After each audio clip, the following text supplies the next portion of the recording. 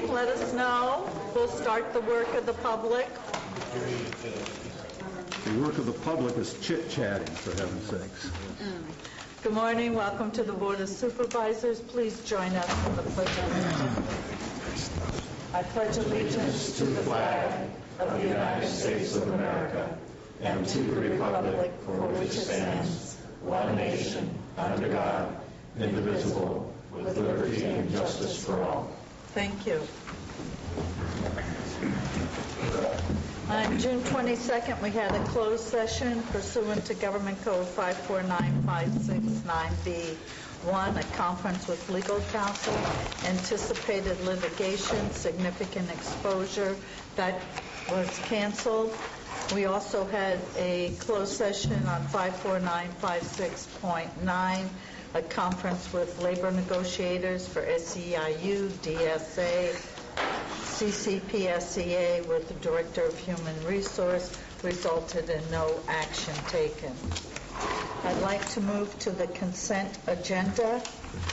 These items are normally routine, non-controversial. If any member of the board, staff, or public would like to pull an item, please let me know. Item 13. And number 7, please.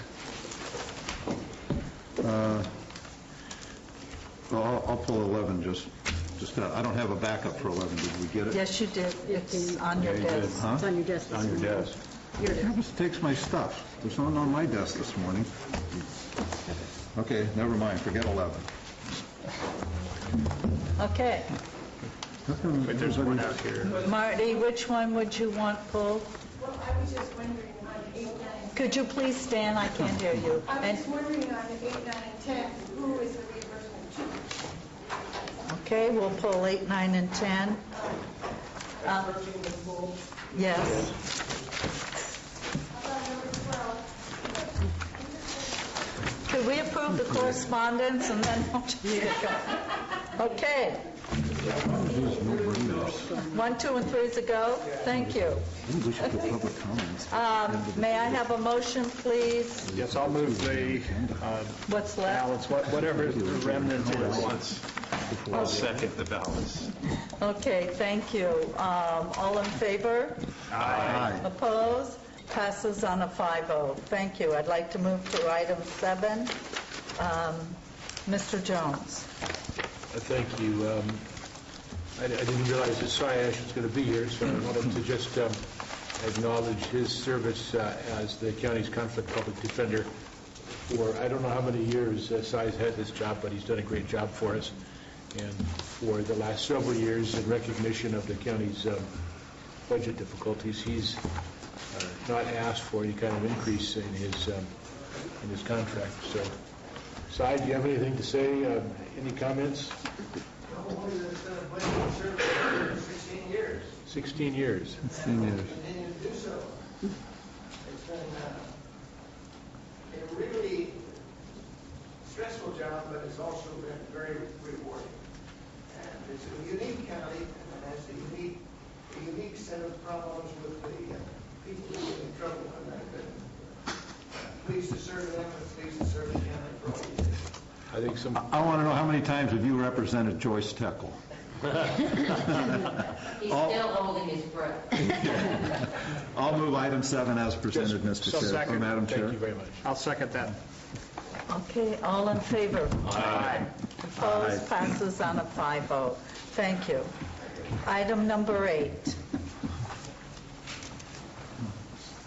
And would you please come up and identify yourself? Thank you. Marty Are we Crane. considering 8, 9, and 10 in the same? Yeah, I was just curious to know reimbursement from whom to whom. That's all. Oh, did you have, you never saw the board packet? No, I'm sorry, I didn't. Okay, that's fine, not a problem. Ms. Downs. I'm Rita Downs, Director of Behavioral Health Services. Pen doesn't work too well. These 3 contracts are for, or agreements are from reimbursements from the schools or the school district to us for the provision of our alcohol and drug services to their programs. Does that help? Okay. Are there any other questions or comments on this? May I have a motion? So moved. Second. All in favor? Aye. Opposed? Passes on a 5-0. That's 8, 9, and 10. On 8, 9, and 10, That's correct? correct. Yes, okay. Item number 12.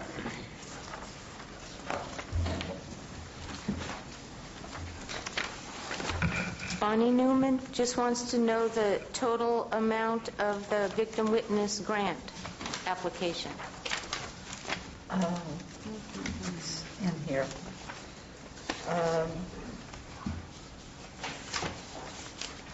The total project cost is $110,000. And change. Almost 111.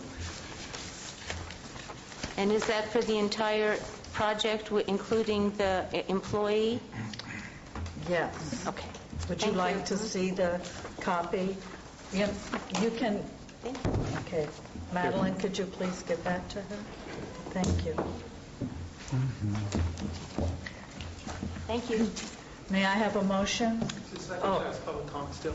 Yeah. Yeah, on the consent agenda, there's probably close to $1 million on the consent agenda that's supposed, coming up. And it seemed like we're just slamming $1 million on the Calaveras County people. And I've seen this board go for hour debates on $1,000, $2,000 item before. And it just seems like this is a real lot of money being spent on a consent agenda item with, sort of bypassing the public comments and stuff. Well, go ahead. Did you want to answer that? Well, at least one of them. Some of this is not actual dollars that we're spending, but dollars that we're requesting through a grant process. In fact, that's the entire subject before us right now. Even this, all the way to 13. Yeah, it's money coming in, not going out. Or money we hope will come in. You're looking at 13, Clyde, I think, what you're concerned about. Well, there's another one, That's a contract. That's a contract. And your point is? well, just on the, because I've been here a lot, the consent agenda is, this is sort of law. I think one time I pulled an item that was nearly $500,000 for trucks and stuff. It just seemed, I've seen us debate things so detailed on smaller amounts, and some of the stuff seems large for just slamming through. If I might add one further comment. On the next one up, which is 13, this is a contract that's been in place since 1981. So some of these are routine because they've just been what we're used to. We know what we're dealing with. We know the product. We know we're satisfied with it, and there's not anticipated to be. Yeah, I understand. Like the 750 is that's probably our matching fund. We'd probably get millions back on it. And been going on for over over 20 years. I'm just saying, to me, it just seems like we're getting a lot of money going through that we're really not, people's not knowing, and I'm just a taxpayer, and I don't see all your guys' packages and stuff, and it seems like The packages overwhelming. are online. Everything that we have is on the county website. It's at the clerk's office also. I know that. So, I mean, we don't have a problem with pulling it, but as Steve said, a lot of this is grants coming in, grants coming I in. wish success in it. Okay, Thank you. you're welcome. So we're on number 12. May I have a motion? So moved. Second? Second. All in favor? Aye. Opposed? Passes on a 5-0. Move to item number 13. I pulled 13. Okay. The gals. What's the public? Do you want to hear from the staff, from the... Just here, what are your, and My name is Al Sagala. Yes. Calaveras County Taxpayer Association. And I think we got to start thinking differently. This is routine, and we're talking about $750,000. And basically we're talking about, we're not talking about being our brother's keeper. We're talking about taking money from some and giving it to others. This is a welfare program. It's good for people to help people. we might start breaking out of this box by exploring ways where people can voluntarily help others and reduce the taxation. As an example, years ago I belonged to a Rotary Club in Sonora, and we were breaking our brains figuring how we can, we were making money in the different projects that we were doing and where we could do with this money to help people. And it seemed like everything that we were looking at, the government's already doing it through taxation. And finally, we found something that the government hadn't done yet, was the Jaws of Life, and so we bought the Jaws of Life. But I think that there's a tremendous amount of goodwill among people, and we do have the ability where people can help each other without the use of force. So I know you're not going to change what your plans are now, but if you could just think in terms of reducing taxation from this welfare process, taking money from some to give to others, and encouraging people to work together outside of government to help each other. Thank you. Thank you. Are there any other questions? Somebody? Clyde was going to say. Clyde, you wanted to say something about this one too? No, I think my comment was in general just on the amount that was going on just on a consent agenda. Okay. It's just, Thank you. Mary? Steve, did you want to talk about this? Yes, I would like... Marty, I would like to Steve talk... wants to talk first. I'd like to talk about this. People need to be consistent here. And I'm going to ask the California Taxpayers Association to think about this. Many people from your organization fought for and won the argument that we should get people off welfare and back to work. All right? And that was a move that actually made some sense, that we don't want to just keep people dependent. We want people to be independent. We want them to get a job. We want to get job skills. One of the problems with this program, however, was that when you have a person, let's say recently widowed, got 3 kids, they're on welfare, they're on assistance, and we're trying to get them, they're required to get off of welfare. That's the legacy of the move to go from welfare to work. So this program here is very specific. This is for people who are in that kind of situation, trying to get off welfare, but what do they do with their kids? How do we figure out, if there's not a lot of volunteers to take care of 3 kids for this person? And I actually know many families that are in this situation in my district. This program has been set up not to take a whole lot of money out of the taxpayers, but to take a whole lot less than we used to by paying out direct welfare payments and pay for those services that people need to be able to get back into job training, get back on their feet and into the workforce. The private sector is the beneficiary of this. It allows people to get training and to have the time to be able to do that and not to wind up with the problem of having to do child care and work at the same time by our requirement. So when we talk about forcing people, one of the things we don't want to force is that widowed mom or that recently unemployed mom or that recently divorced mom to wind up forced to leave her kids in a latchkey situation and by our requirement that she go to work. And I'm not sure how you rearrange this whole system any more than it already has been. We made the requirement that they get off welfare. They no longer have assistance. And they're trying to get a job. So let's at least follow up when we make an initiative to take people off of the dole. Let's make sure that we haven't simply condemned them into a situation of impossibility. That's what this program does. And by the way, the group that does it is extremely thrifty. The workforce that provides this is being paid close to minimum wage. And the efforts have been community-based and exist in every district here. And it's a 3-year program.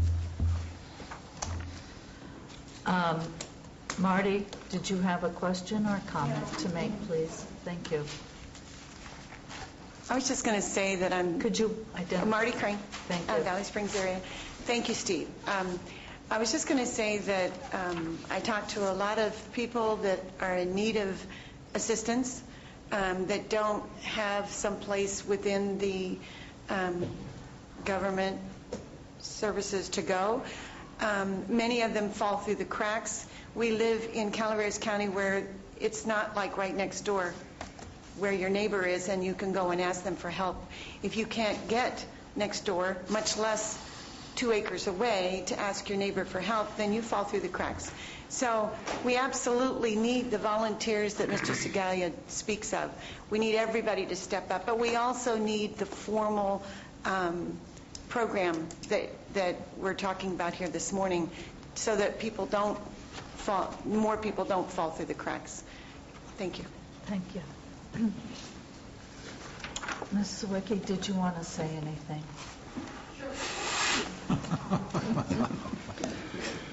Mary Sawicki, Director of Calaveras Works and Human Services. This particular agenda item is a contract for 3 years with the Resource Connection. As Supervisor Walensky said, this contract has been going on since the early 80s. Calaveras is kind of unique in the respect that not only we put all of our child care resources at the Resource Connection, not only for CalWorks recipients, but also the CCOE, which is the Office of Education. And they've been providing this service very well for a good number of years. This is really a 3-year contract, and one thing I'd like to just note, the majority of the folks that we have right now on public welfare do indeed work, but the work that they do does not allow them the opportunity to leave public assistance because the hours aren't enough or the wage isn't enough. And if you were to actually look at the statistics, these funds go for people who need child care, and they are working. They'll continue to work. They also go to individuals who are going to school to become our future nurses, you name it. And so I want to be real clear that this program provides subsidy for folks during the time of need, but then many of them will go off and become our future tax-paying citizens. Thank you.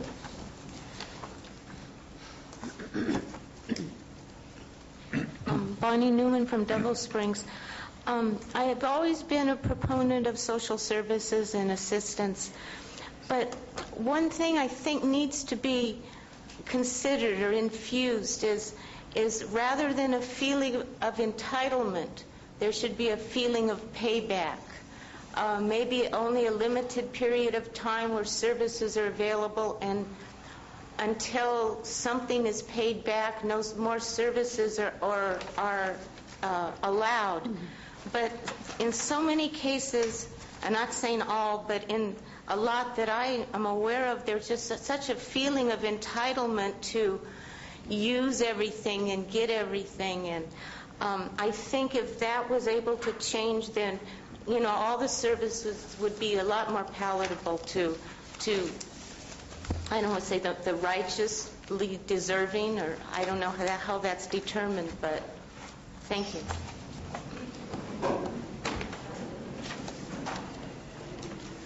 Good morning. My name is Kelly Grash. I'm the program director for the Resource Connection for the child care programs, and we administer CalWorks stages 1, 2, and 3 subsidized child care programs. We also administer the Department of Education subsidized child care programs. And I want to first of all commend the county for the foresight to know that children are the priority and to recommend a 3-year contract in these tough economic times. It will be nearly impossible for young families to get on their feet and to become sustainable if they cannot depend on some assistance for child care. Child care is a business. It does cost families money for good quality child care. On this program alone, it supports 91 independent small businesses, 86 children, and over 55 families so that they can go to work or get the school or training that they need. This is a very cost-effective program. We work closely with the child care providers as well as the parents. So every time there is a change in activity or in income, we get that information. We have these conversations.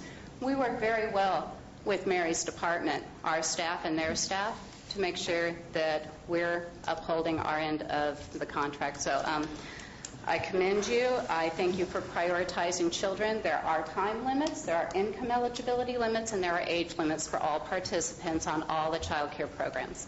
Thank you. Thank you. Are there any other comments or questions? I have a comment. The reason I pulled this item has to do with item number 6 under the contract, which has to do with his insurance.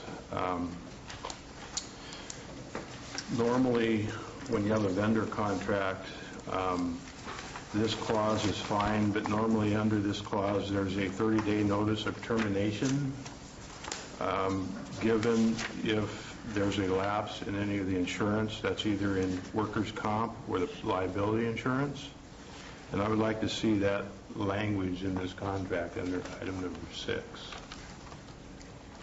You mean if the insurance company cancels the policy? Correct.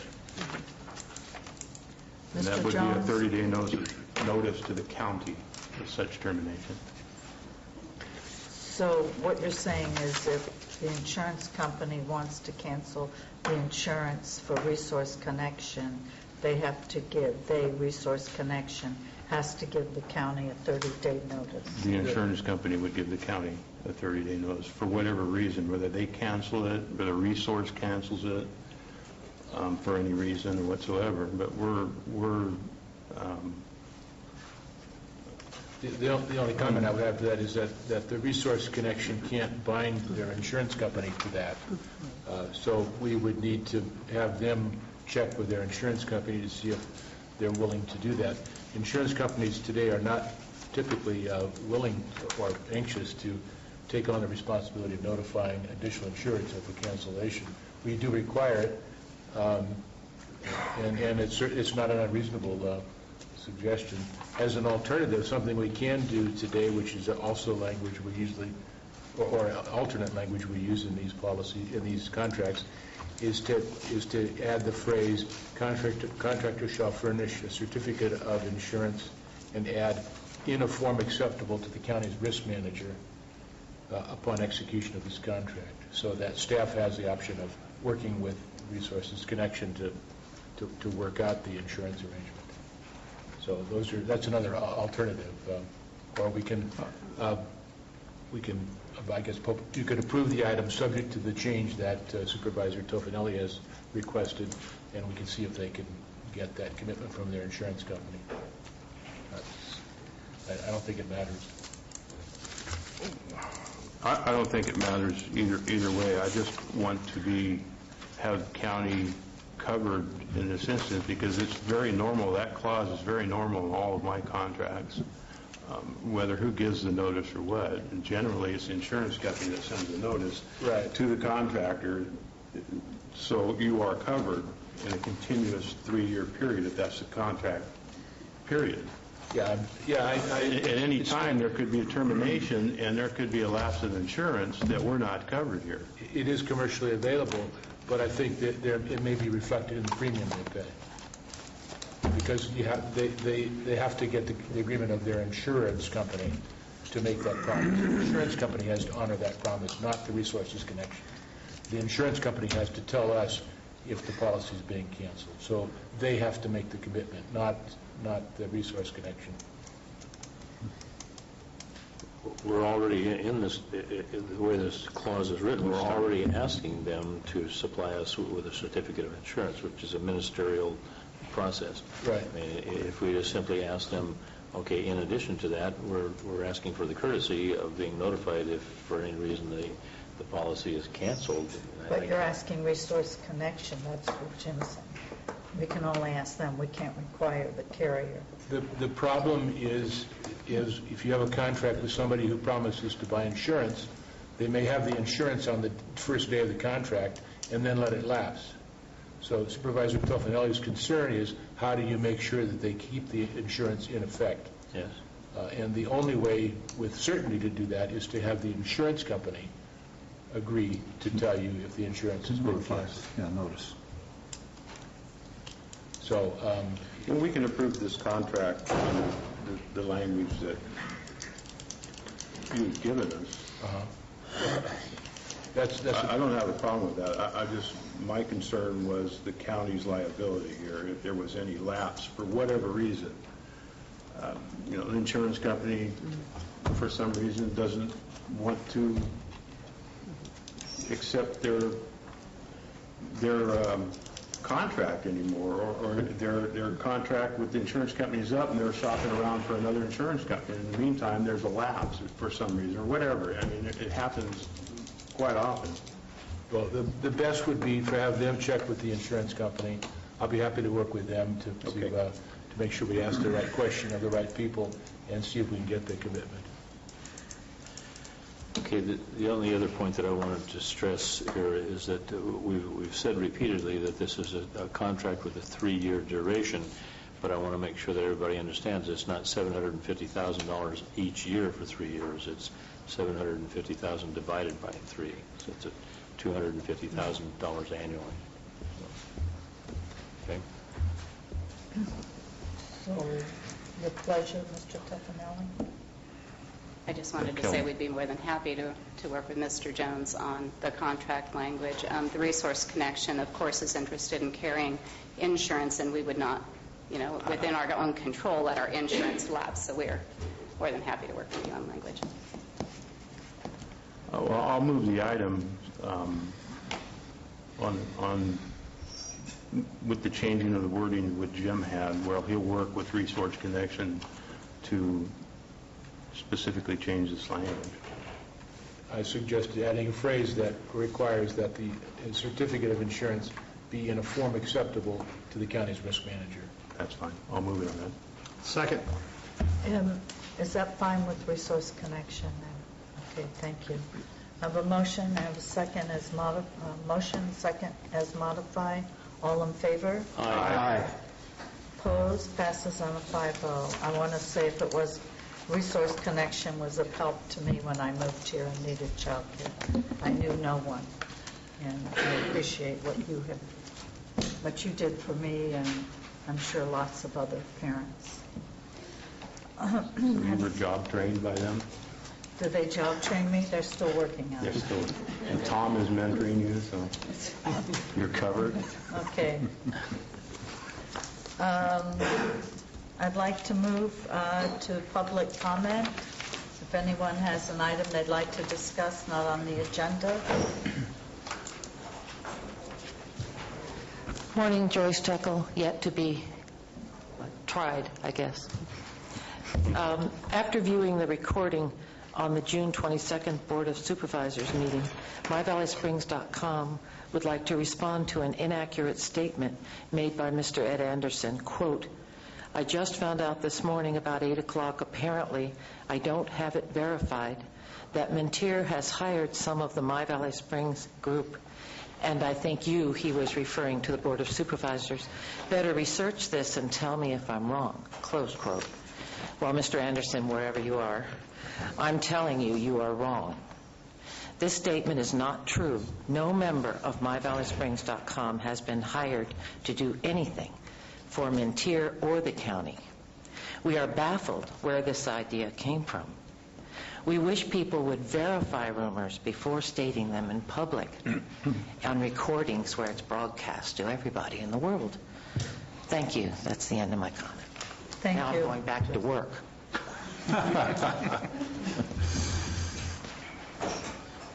Hi, Krista Thompson, Behavioral Services for the county.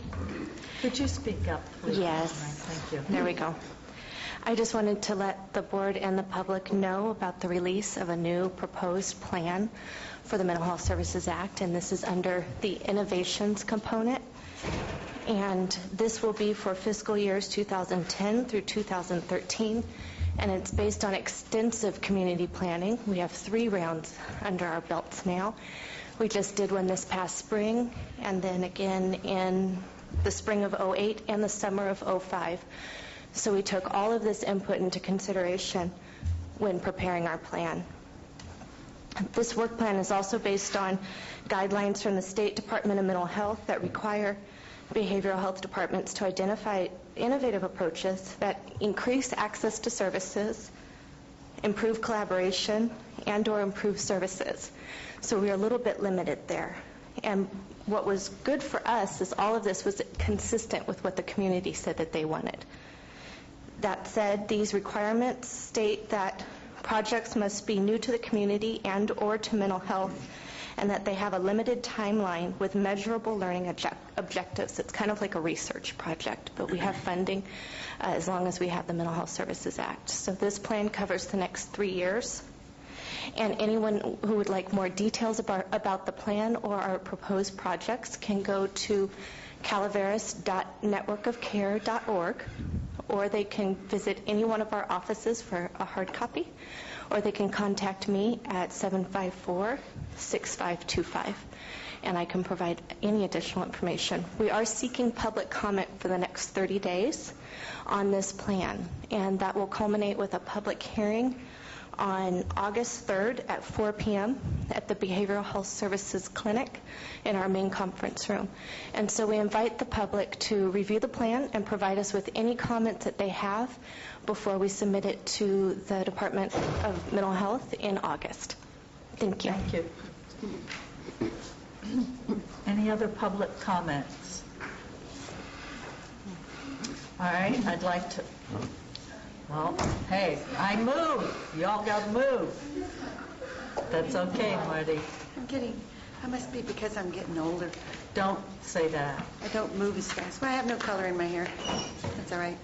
I have no color in my hair. Marty, just please go ahead.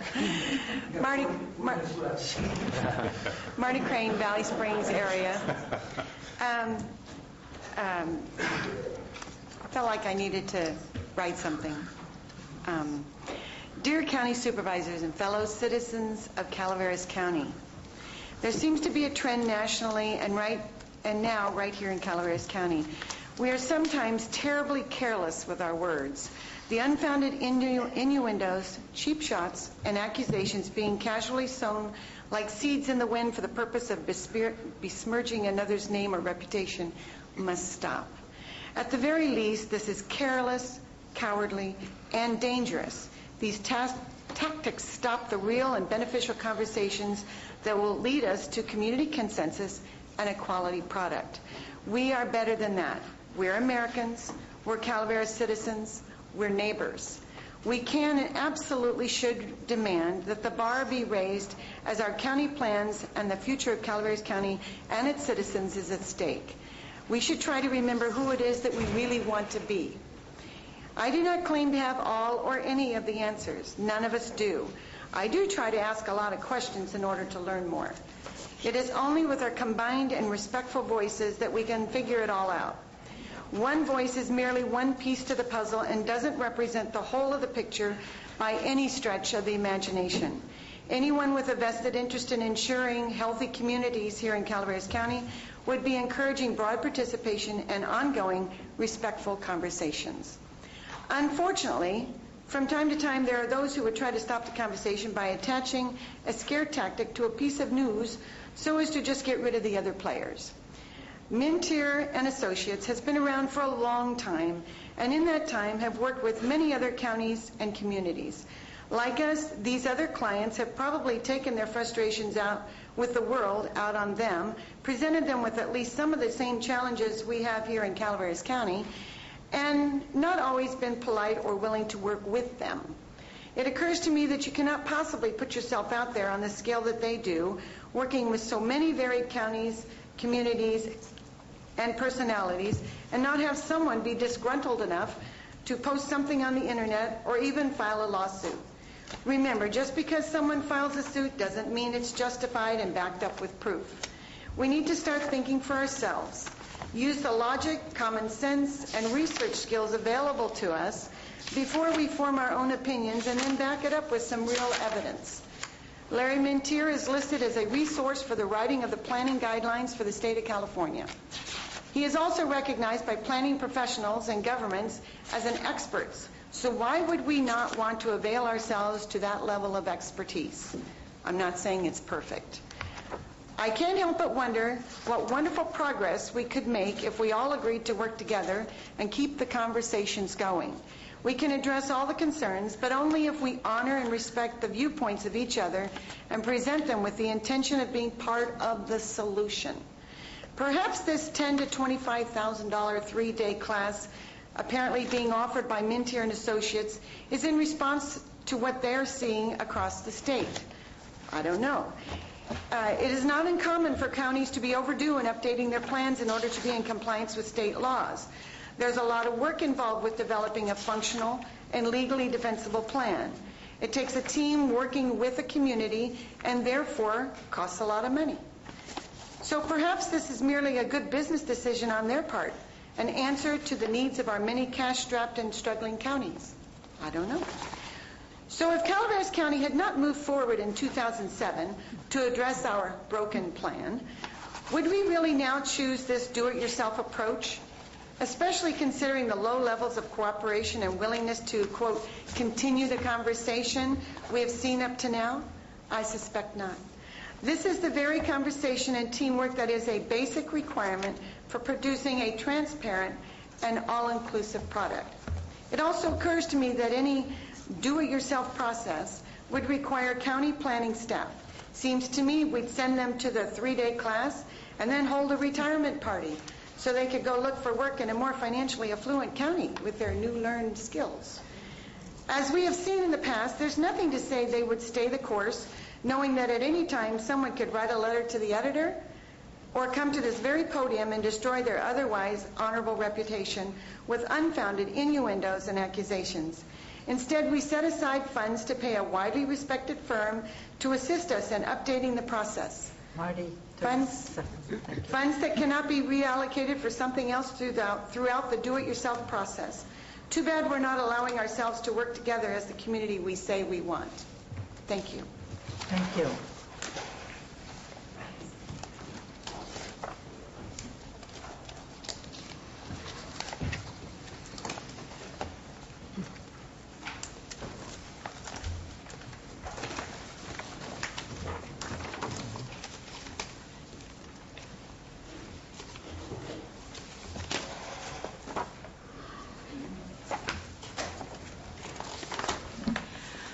An update on Bonnie Newman from Double Springs. This is an update on the rally in Sacramento. This is how we go to Sacramento, with our clients in wheelchairs or without our clients in wheelchairs. And in order to do this and other things, I created topic number 2, but I want to talk about topic number 1 first.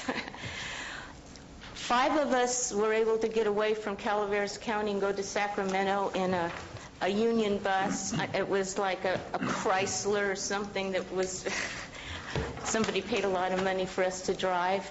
There was 4 care providers and 1 recipient, 3 wheelchairs, and we left from the government center to the CalWorks to Valley Springs shopping center. And we had another person that wanted to come. It was a member of the IHSS advisory board.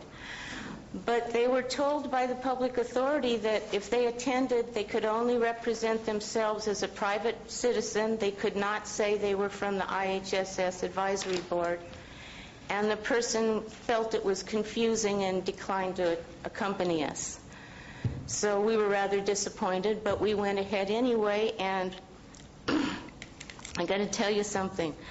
There was about 1,500 care providers and people in wheelchairs, and we all had people to visit at the Capitol, knock on the door and go in and meet with someone. And while we were there, everybody filled out a form that talked about their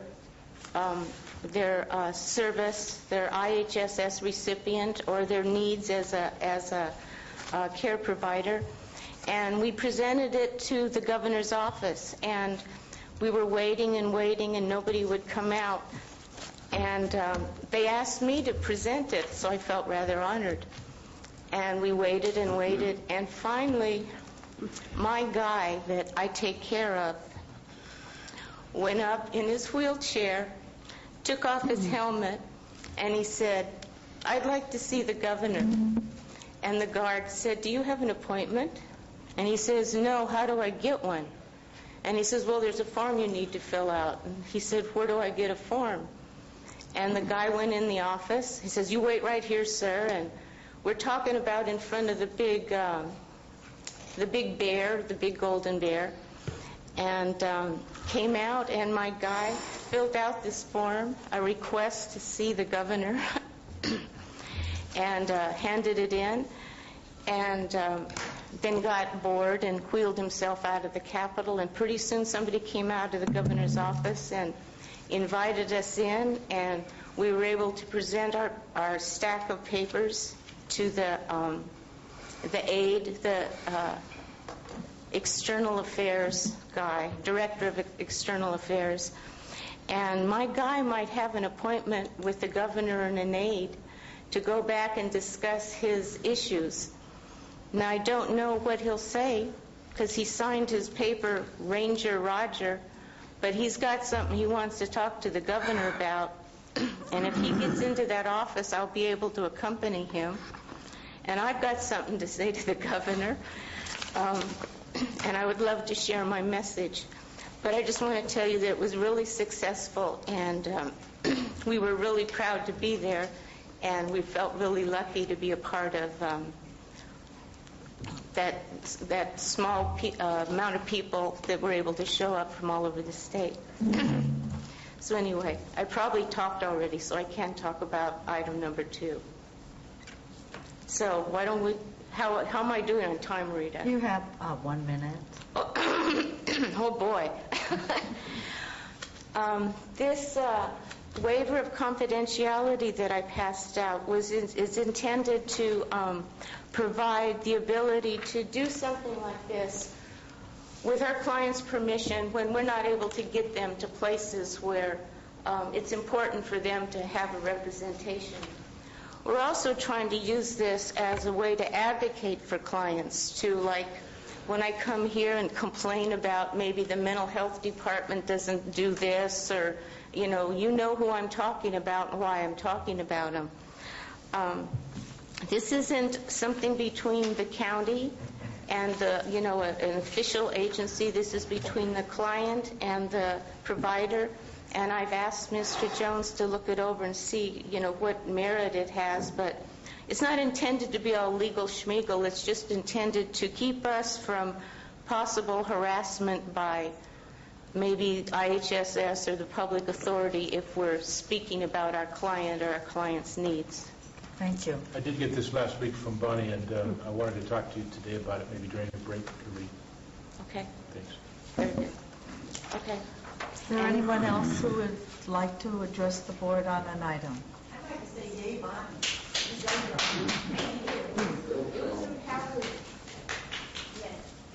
We agree. Thank you. Good morning. My name is Lou Esquivel, and I was here about a month ago. I own some property up by Big Trees, and what I wanted to petition the supervisors was to see if I could split the property that I currently have. Your item's on the agenda today? Yeah, I was sent a notice that I was on the January. And we'll discuss it at that time, unless there's something separate from the agenda item. No, I'm sorry. Oh, okay. I was looking for the agenda. So I'm not up yet. No. Soon. Okay, does anyone else have an item they'd like to discuss? Not on the agenda. Hope you all had a happy 4th of July, because mine wasn't that happy. I'm just going to play this for a little bit while I talk. This is 4th of July, 2010. It's 8 o'clock in the morning. This has been going on for hours. Happy 4th of July. Anyway, first thing I'd like to do is tell a story that I was told. Actually, on November 27th of 2007, after Carolyn Redmond had been convicted of her crime on November 11th, and we could not get any further enforcement from Judge Moini's rulings, I came to this board and asked why we couldn't get anyone to enforce Judge Moini's rulings. And 2 days later, Steve Walensky came to my house, and this is a story that he told me, and if it's not exactly correct, maybe he can fill in and correct it.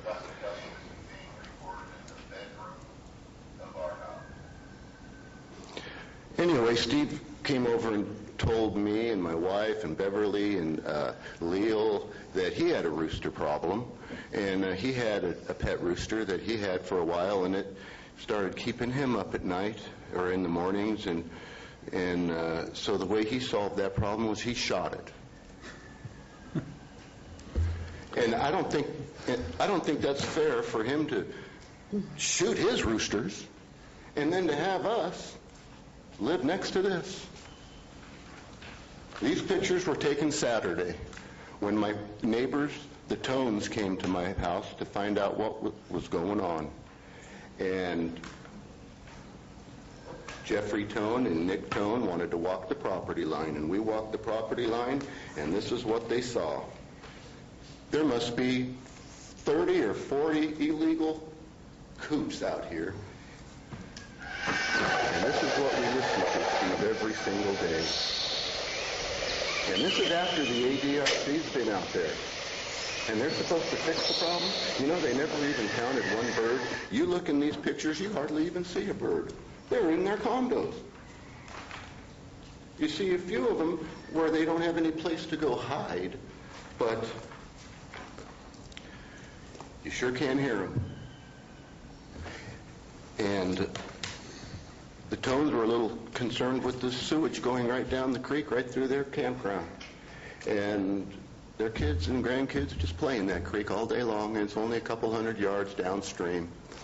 So they were a little shocked to see what's going on over here, especially when they were shocked to find out that there's BLM land right next to their campground that Mr. Walensky wanted to move this whole operation over to without even talking to them. He spent months working on it without even asking them if it was even possible. And then I got blamed for interfering with that deal, and I was supposed to have killed the deal. Well, hey, I didn't even meet these people until 2 weeks ago. Steve wants to tell everyone else to be consistent. I think he needs to be consistent. You know? He's condemned us to a lifetime of torture. Well, it's simple for him to shoot his, and we're sitting here begging somebody to help us when every one of these coops are illegal. This whole operation's illegal. Steve will tell you that, well, they've been to court twice and they lost. Well, now, wait a minute. That's a lie. And that's even been printed in the newspaper, and I've even had somebody come to my truth booth out here last couple of weeks and talked to dozens and dozens of people. You wouldn't believe how many people have come up to me and said, well, you lost. Why are you keep fighting this? Because we won. And as long as you keep telling people that we lost, your lies are going to, people start believing them, Steve. Now, everybody that I know, oh, and by the way, all you have to do is go to poopinacoop.com, click on Our Birds, click on Worthy of Praise, and you'll see what Steve did. This isn't what I'm saying. This is what the convicted defendant is saying while they're laughing at everyone in our subdivision because there's nothing anyone can do about their birds. Wow. After she was convicted, 2 days after she was convicted, she talked to Steve, and he said, you don't have to worry about it. We're going to get friends of the court. We're going to bring in witnesses. We're going to give you an attorney. Thank you, Blair White. And we're going to get this reconsidered. Well, the reconsideration didn't work for Mrs. Redmond because she was convicted, and the reconsideration was 90 days late. It needed to be done in 30. She didn't even appeal. She's done. She's convicted. The next day, after the reconsideration didn't go through, they went out and cited Mr. Redmond. How convenient to cite the person who doesn't own the birds and not is the owner of the business. Well, what happens there when you have friends of the court come in and take over the whole court case? Our courts aren't even safe with these people on our board. You have 30 seconds. Well, I'd like to say that as long as this continues and this illegal activity goes on, it's going to be a never-ending fight. These coops weren't even there 3 years ago, Steve, when Judge Moini convicted her. Since you gave her whatever it was you gave her, this has all come up since you got involved with this case. And the last thing I'd like to say is everybody that I know who has seen this, looked at this. Thank you, Mr. Baker. Okay. Thank you very much, and just keep up the good work, Steve. Is there any other item that someone would like to discuss not on the agenda? Okay, I'd like to move to item 16. Staff, did you want to come up here, or? 14. 16. 16. Oh, okay. 14 was consent. 14 was on consent. Right.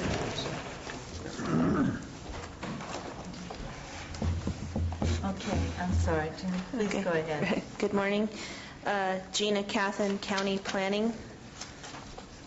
I think what you have before you is a request for an approval of a zoning amendment from unclassified to A1, which is general agriculture, and a tentative parcel map to divide 64 acres into two parcels, 22 and 24 acres respectively. The project comes to you with a recommendation from the Planning Commission for approval of both the zoning amendment and the tentative map.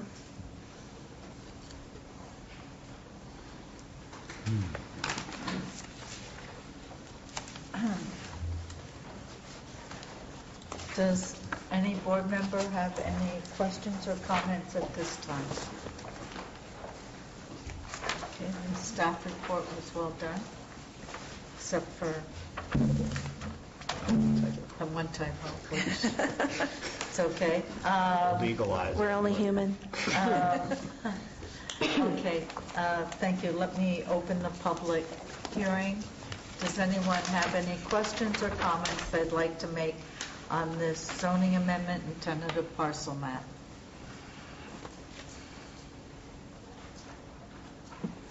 Okay, I'm going to close the public hearing and bring it back to the board. Supervisor Walensky, I believe this is in your area. Yes, and I would like to make a motion that would incorporate the three motions recommended in the board packet. It would include adopting the proposed mitigated negative declaration and MMRP prepared for the project, authorizing the chair to sign an ordinance to approve the 2008-051 zoning amendment based on finding and considerations contained therein, and finally to authorize the chair to sign a resolution to approve tentative parcel map 2008-051 based on the findings and conditions contained therein. So we have two resolutions and one ordinance. Is there any further discussion, questions? I'll just give a question. I'm going to vote for the motion as made, but I spoke out against it when the board made the exception to the 40-acre rule to create an additional parcel. That is the board's direction at this point, so I'll save my argument for the general plan, and I will support it, but I think that exemption is not particularly good public policy. So, completes my comments. Thank you, Supervisor Tryon. Anything else? I'll second the motion. All in favor? Aye. Opposed? Passes on a 5-0. Thank you. That was a good staff report. Yeah. Nicely written. Is that you? Yes.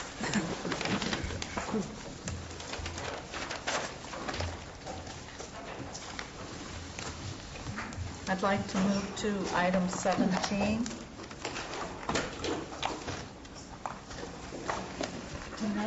Okay. The applicant is requesting a zoning amendment from REC and R3, which is multifamily residential, to single-family residential, and a tentative parcel map to divide 2.03 acres into two R1 lots, 1 acre and 1.03 acres respectively. The project was heard at the Planning Commission on June 3rd, 2010, and comes to you with the recommendation of approval for both the zoning amendment and the tentative map. The project planner, Darcy Gillard, is absent today, but we'll do our best to answer any questions you have.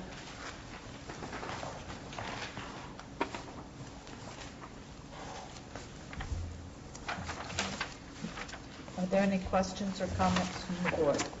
Is this being done because it's an exemption also, or not an exemption, but the additional parcel rule? This is one more additional parcel? One more, yeah, one additional parcel is the one exemption that is in that policy resolution. Correct me, obviously I'm in error here, so explain to me where I'm wrong. I thought you could create one additional parcel. Okay, you can create one additional parcel regardless of parcel size? Correct. Okay, because the resolution actually... We're going to have two septic systems on basically 1 acre parcels. Yes. Okay. In my opinion, that doesn't make any sense at all. If you didn't have public water, the minimum parcel size would be what? If you didn't have public water? Right. If the parcel was dependent on a well and on-site sewage disposal, that would be a minimum 5 acres. The general plan allows a 1 acre density when you do have one of those services. Okay. Well, having that one be septic, I think, makes even less sense than a well, quite frankly. This whole area is in septic. The entire area? I'm unaware without reviewing the entire file. I think Big Trees Village. This is Big Trees Village. Correct. I do believe those parcels are on-site sewage disposal. I don't believe they have district sewer there, do they? Big Trees. Yeah. They don't have the sewer system. Correct. Up in Big Trees. Right. We're saying the same. Yes. Yes. Okay. Thank you. Any other questions? Steve? It's not really a question, but a comment. I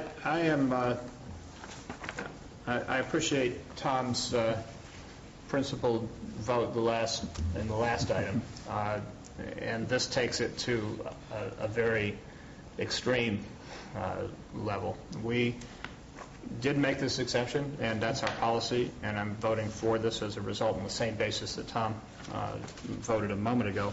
But I want to also echo his view that